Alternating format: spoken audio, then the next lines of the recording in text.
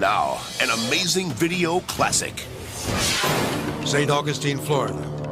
A small plane is in big trouble. Pilot Scott Gordon makes an emergency call to the airport control tower.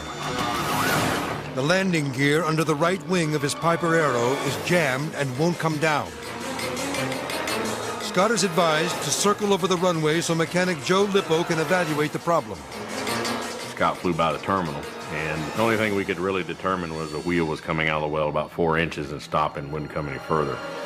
The plane is running dangerously low on fuel, and there's no time to waste. Fire trucks and ambulances are standing by as operations manager Jim Moser quickly assembles a team of experts to devise a rescue plan. Jim came up with the idea to pull a trailer behind the truck, and we were going to drive down the runway and maybe set that wing on that trailer. I'm just going to go as fast as I can go, and you just see what it looks like for you, okay? Okay, good. The plan is to tow the trailer down the runway at 90 miles an hour. Scott will attempt to land on his 2 good wheels while resting his right wing on the back of the speeding flatbed. The maneuver is technically possible, but extremely hazardous. It took about 90 miles an hour, because that's what it took to keep that airplane in the air. Anything less than that, it doesn't want to fly. Scott flies into position, and Jim floors the truck. But it's not going fast enough. If Scott tries to land at this slow speed, the plane will crash. At the last second, he aborts the landing. Then, with time running out, the men are forced to try an even more daring strategy. First, they borrow a turbocharged sedan.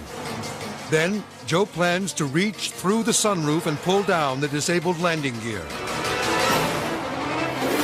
If this doesn't work, all hope is lost.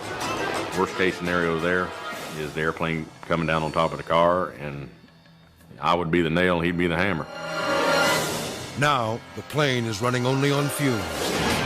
Joe knows this is his last chance to save Scott.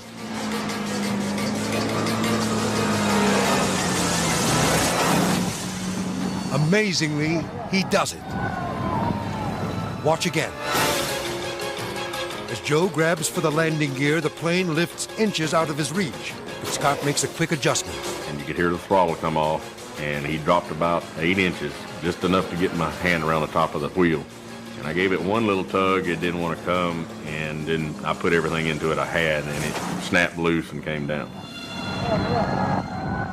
Having accomplished this seemingly impossible mission, Scott is able to make a safe landing, and not a moment too soon.